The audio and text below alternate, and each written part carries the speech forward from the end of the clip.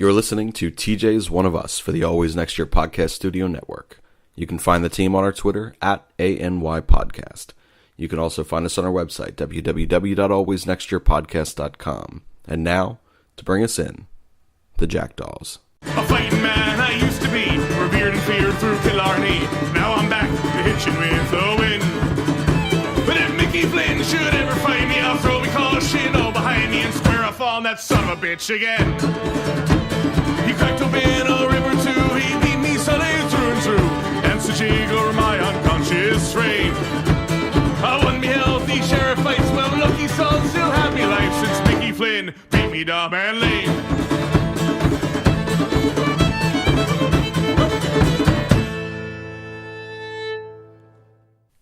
Hello and welcome to a question and answer version of TJs One of Us for the Always Next Year podcast. I am your host, Shane. Doing this one solo today. We will have another question and answer, a mailbag segment, if you will, for the Always Next Year podcast that will have more members of the team on it. This is just to touch on some things that you guys have asked us over the last several weeks that we have kind of went away from the mailbag segments as we were talking more playoffs. But we're going to jump right into it. Obviously, if you guys have listened already, we have done our Game 7 reaction recap segment. That was it was done a little different. There wasn't as much structure. It felt more like a therapy session for the four of us that were on that segment. So if you have not yet listened to it, do yourselves a favor, go ahead and listen to that segment as well. These questions are, like I said, a lot of them. We had a ton of Brett Brown questions, a ton of Ben Simmons, Joel Embiid, and Jimmy Butler questions. That was like 90% of the questions that came in, which is why we continued to let these build up a bit. But we do have some other ones in here now as well.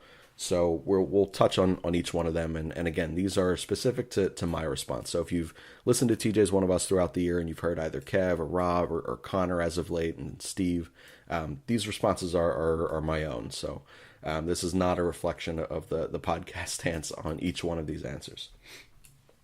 But jumping right into it, we got our first question is from Mike. He says, would you entertain the idea of trading Ben Simmons and sell high on him? First of all, this would not be selling high on Ben Simmons. Second of all, don't trade him. I don't understand people's, immediate need for a finished product at 20 years old, 21 years old, whatever he is, 2 years into his NBA career. He's improving from year one to year two. It's not as dramatic of an improvement as some people would hope. He didn't just develop a jump shot overnight, but throughout a lot of the year, he showed more willingness to shoot the basketball. He did improve in free throw percentage, and there were improvements to his game, both his physical attributes and his leadership qualities that occurred throughout this year. That there are plenty of players that don't really burst onto the scene until some of them as late as year 5, 6, or 7. There are players out there who go through a really, really slow period of time before they become who they are. Kobe Bryant didn't become Kobe Bryant until year 3 or 4. Giannis even, took a little bit. You could tell the raw natural talent and ability was there. Just needed some time to continue to develop and work on some of the holes of his game. Kawhi Leonard really wasn't a great shooter when he came out. He took some time to develop, and now he's one of the best players in the world. I would encourage all of Philadelphia to just calm the hell down on Ben Simmons. He's an incredible, incredible talent, and he's going to do some really, really special things in this game. So I wouldn't be rushing to trade a guy like that. That being said, I am not completely against the idea of always answering the phone. There's every once in a while you're going to find a GM that you can fully take advantage of, and you can really railroad in some trade talks. Again, I would not be super willing to move Ben Simmons for just anything, but if you could come up with one of the 2 or 3 most lopsided packages in NBA trade history, go for it. I'd entertain that conversation differently. But seeing as that is almost never going to happen, keep Ben Simmons a 76er. And if you're unhappy about it, just stop watching, because he's an integral part to this team. From Rachel, Do you trust Elton Brand in his first offseason as a GM to fix this team? Rachel, the team's not broken. He inherited a team that didn't have a bench. And because of that, he placed a higher value on acquiring a starting five that was going to be better than any starting five that they would see all year.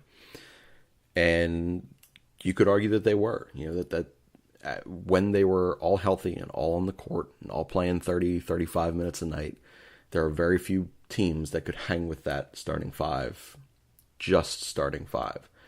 I think that this year for him, it's, the big thing is Brett Brown's already back. They answered that question immediately, 2 days after. Going forward, it's going to be first and foremost, re-sign Jimmy Butler, figure out what you want to do with Tobias, figure out what you want to do with JJ.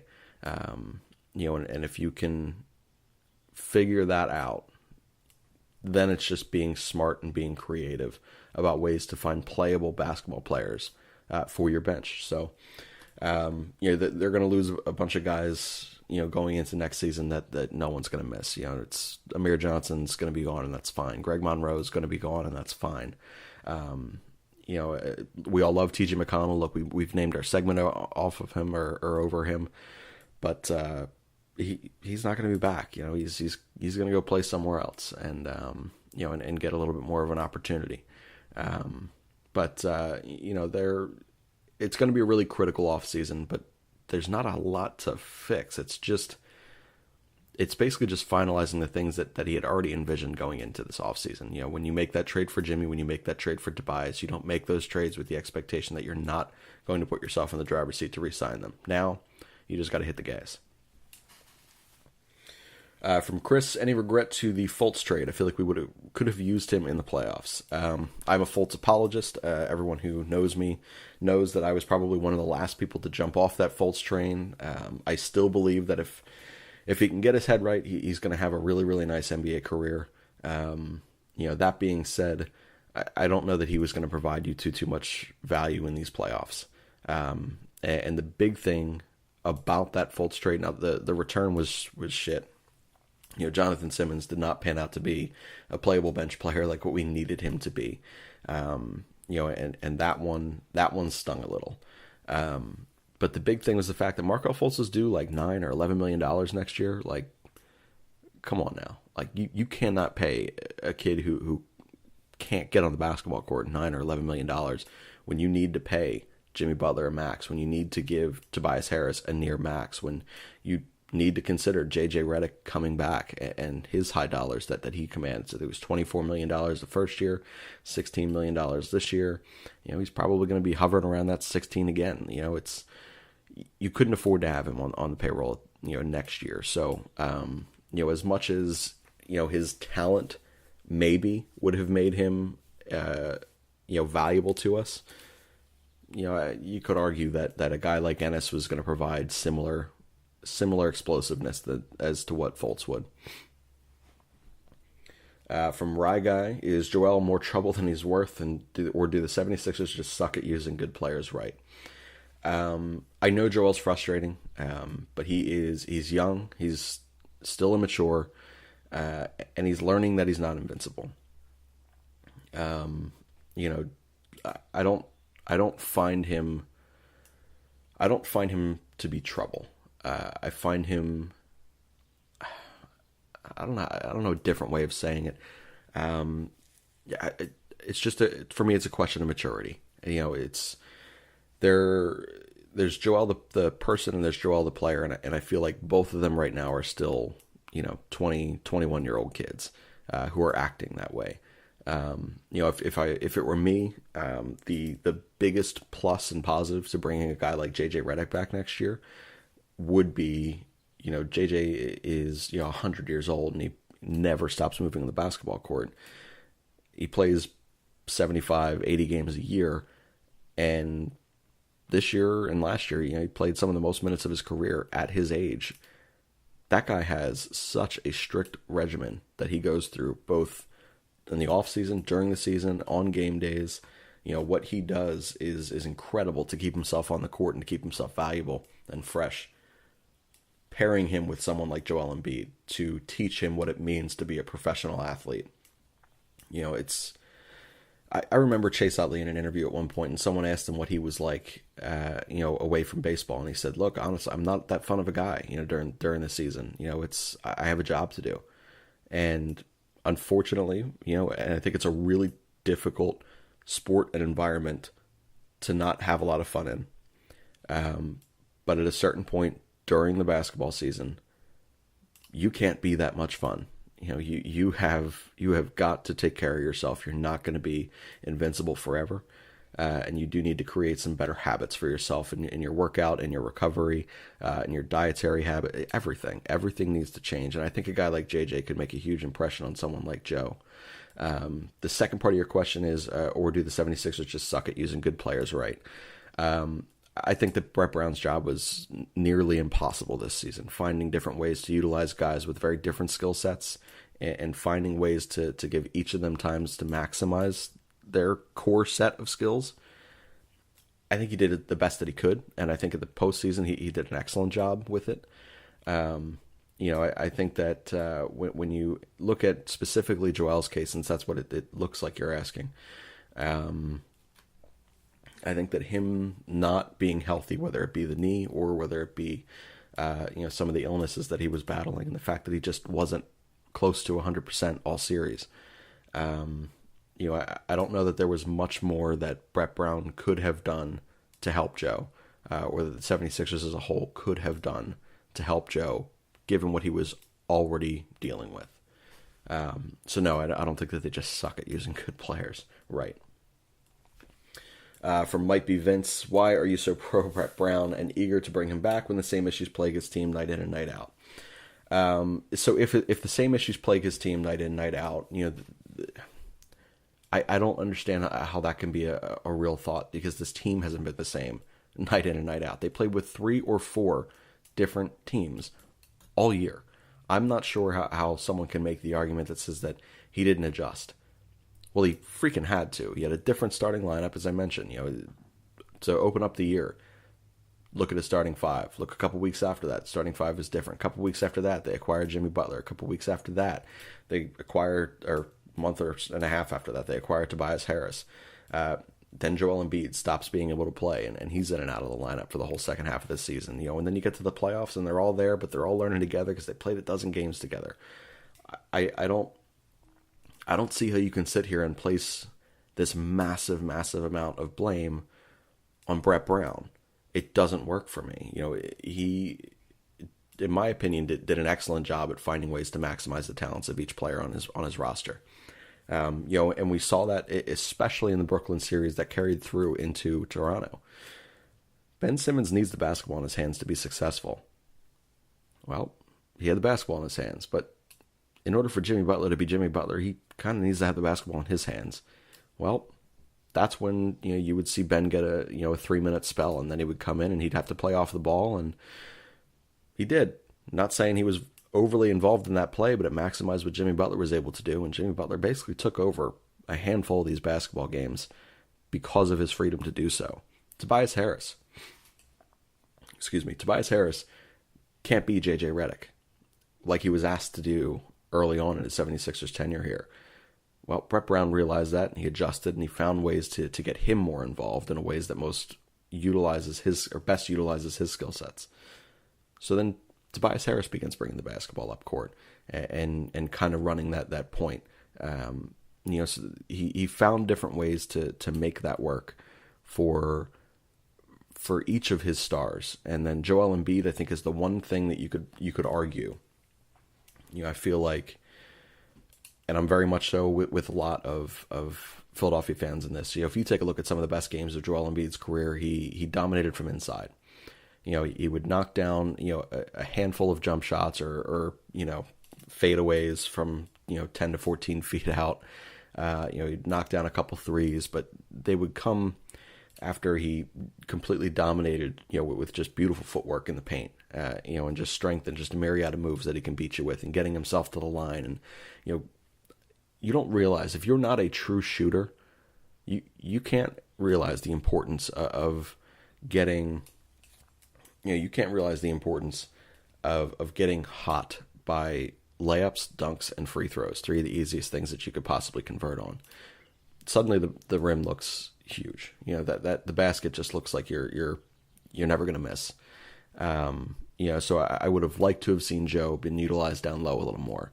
I would say that a big part of it was his health. I don't know that he could really bang bodies and give you 45 minutes and a strong defensive effort if he needed to be used down low that often. That was something that probably just wasn't going to happen this playoffs. And there's nothing Brett Brown could have done there. He didn't have a playable center behind him. You kind of have to live and die with some of those choices, and that was one that I feel like I would have done the same.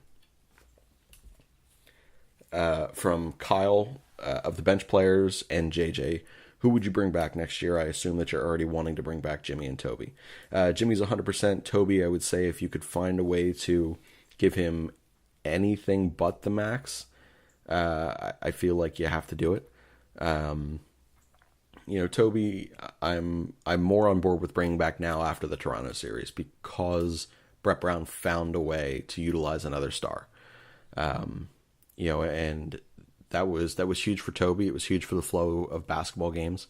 And they were able to sit there and work in several different offensive identities depending on who was bringing that basketball up. And it didn't seem to overly negatively impact anything.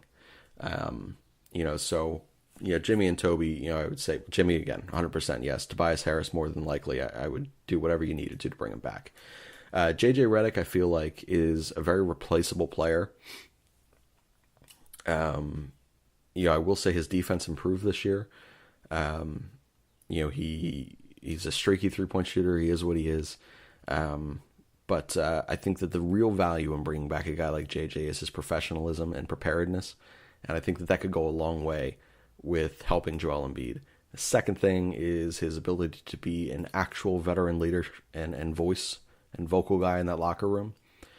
And I think that goes a long way for Ben Simmons. Ben Simmons made a pretty big jump this year in his leadership, and I think that you can credit that, a little bit to a guy like JJ Redick.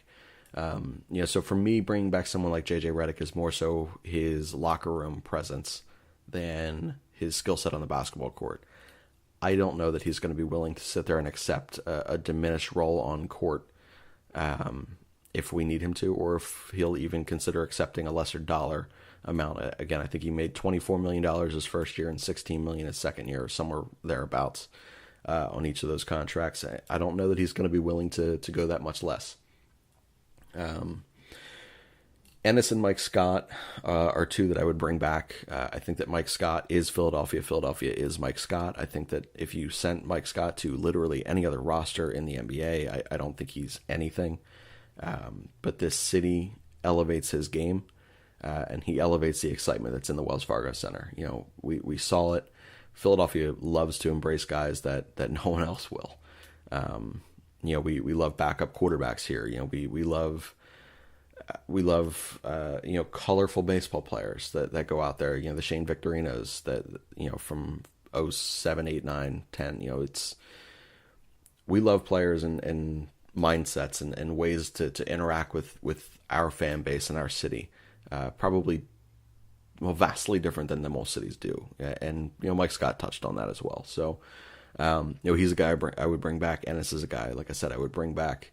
Beyond that, I think it's going to be, find a way to be creative. I think your number one goal this season for your bench anyway is to find a center that is playable behind Joel Embiid.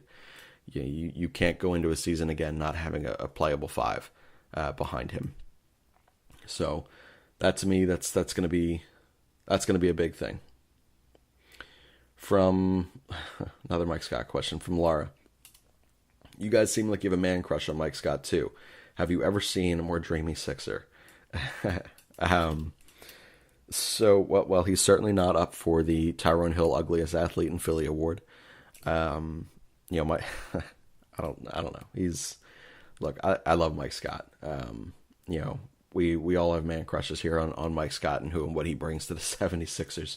I don't know that dreamy is a word that I would use to describe him, but hey, for you, Laura, go for it.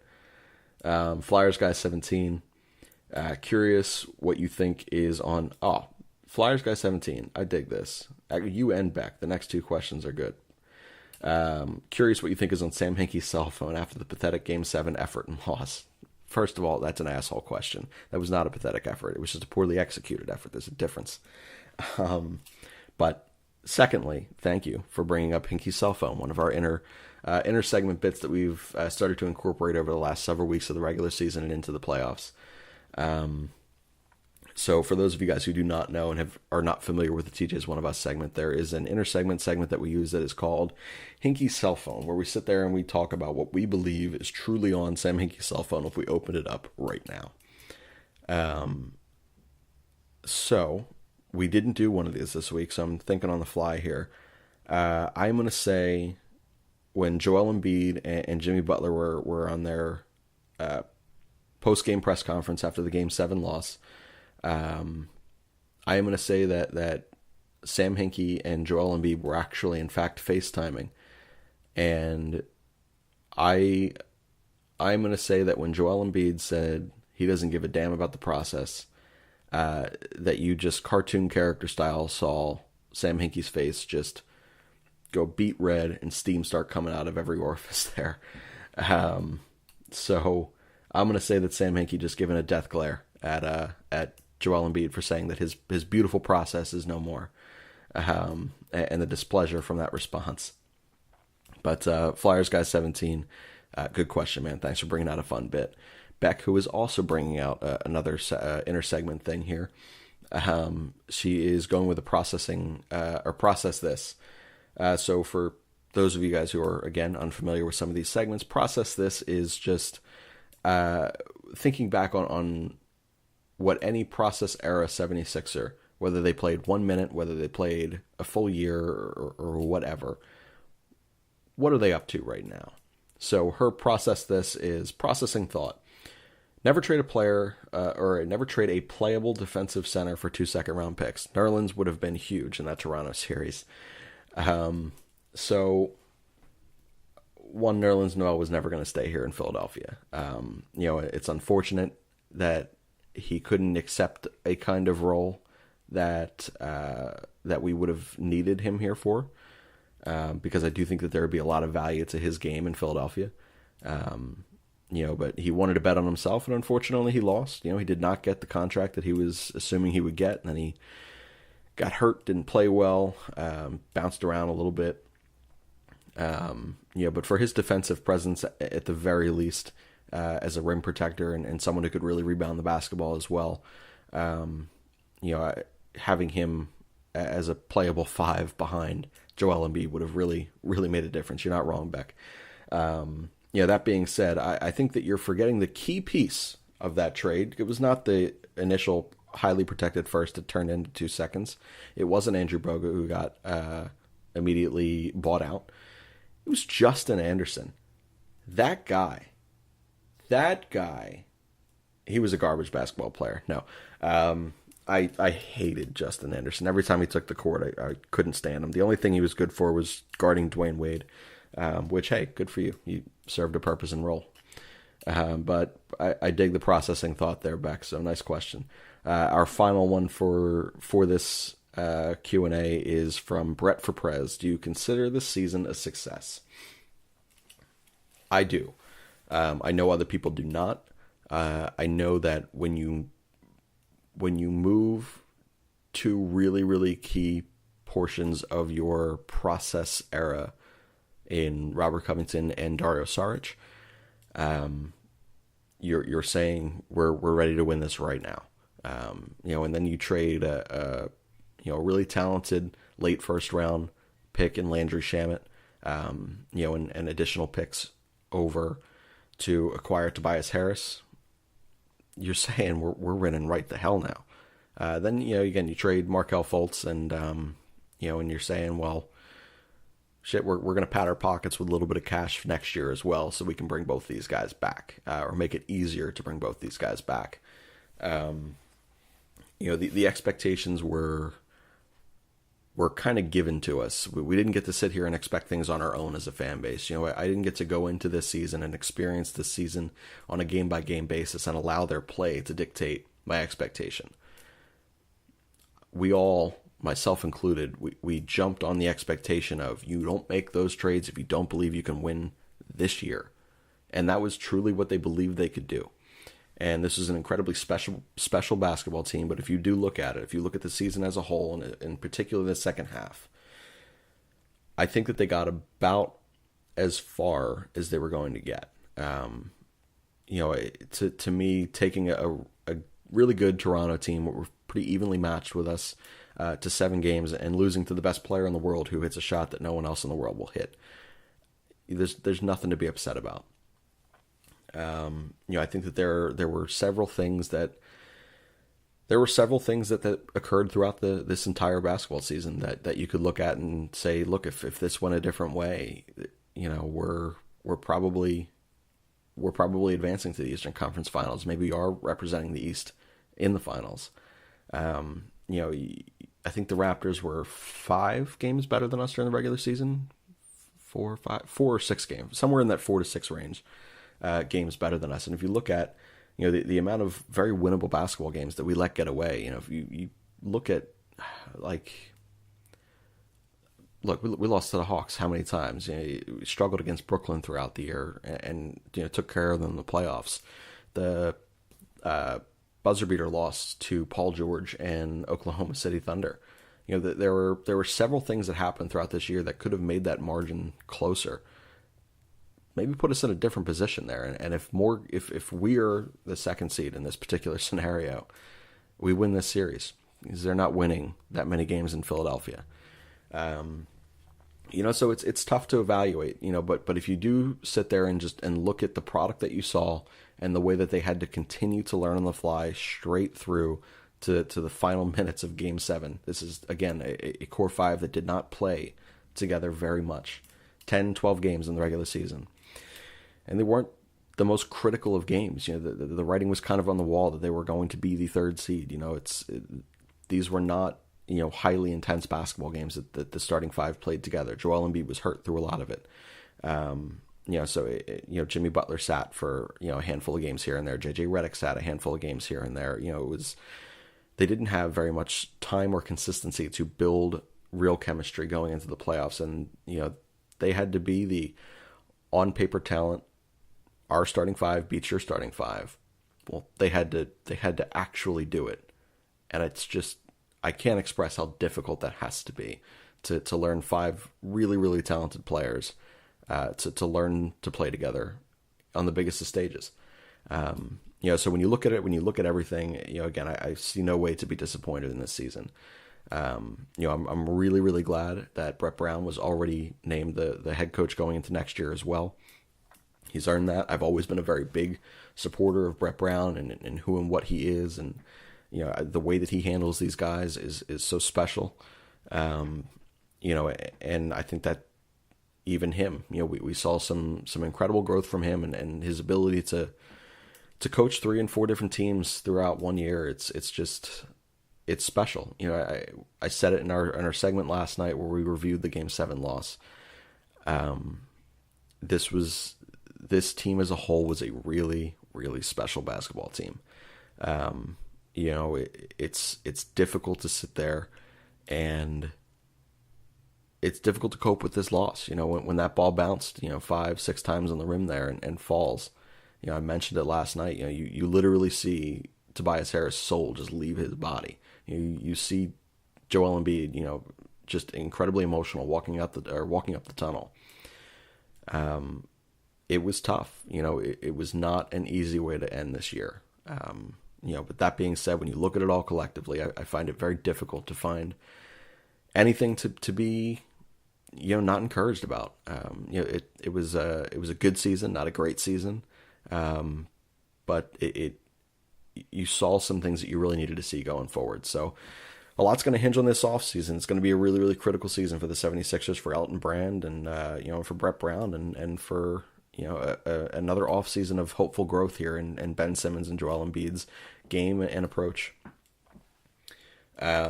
So that's going to be it. Like I said, we are going to have a few additional 76ers segments in the next week, 10 days, something like that.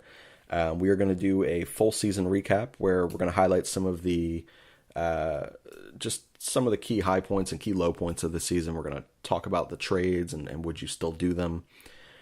We will talk about some of the players' growth throughout the regular season, and we'll obviously touch on the playoffs and things of that sort as well.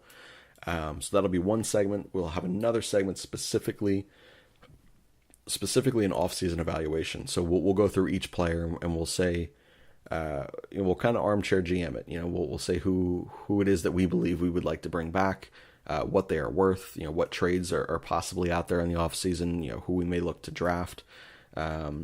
You'll certainly see, we'll certainly hear from us again for those two segments, and then we will also have another For the Fans segment where we will either have people calling in again, or we will just have another standard Q&A mailbag type of segment like we've had tonight.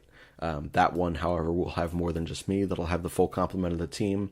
As we do appreciate you guys listening throughout the entire season to the TJs One of Us segment for the Always Next Year podcast. We have a lot of fun doing this particular segment. The 76ers, again, special basketball team, make it that much easier to do our jobs. And then obviously you guys continuing to reach out through the website. It's fun for us. It's special for us. It's something that we were able to really enjoy this season. Sucks that it's over. It really does. But big off season. We'll have stuff to talk about, and then next year, hopefully we're talking about another championship caliber basketball team that's going to take the court, and hopefully, we're also going to have to rename the podcast. So, the likelihood of TJ McConnell coming back is probably not there. Maybe we'll call it Mike Scott's One of Us if he comes back. Who knows? But that is going to conclude this mailbag question and answer segment, for the Always Next Year podcast and TJ's One of Us 76ers segment. We're going to close this one out. We're going to give you the Jackdaws here to sign us out. Again, the Jackdaws, do us a favor, follow them on their Instagram or their Facebook. It's the Jackdaws. It's JACKDAWS. They're an Irish rock band. They are very good. If you ever go to Renaissance fairs, things like that, it's one of their main gigs, traveling the country doing things like that. And then you can also go to their website, which is, I believe, is back up. I'm not positive. I should probably check on that, but it's www.thejackdaws.com. Anyway, we're going to turn it over to the Jackdaws now, and we will see you again later in the week with the episodes that I've told you about just now. A fighting man I used to be, revered and feared through Killarney. Now I'm back to hitching with the wind. But if Mickey Flynn should ever find me, I'll throw me caution behind me and square off on that son of a bitch again. He cracked open a river too, he beat me Sunday through and through, and so jiggle my unconscious frame. I won me healthy sheriff fights, well lucky son, still happy life since Mickey Flynn beat me dumb and lame.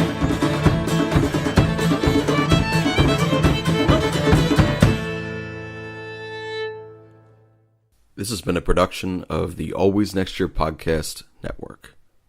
You can subscribe to our podcast on Apple Podcasts, Stitcher Radio, Spotify, Spreaker, and SoundCloud. Please also remember to rate and review this podcast to validate our members' life choices. We appreciate it. This is AMYP, signing off.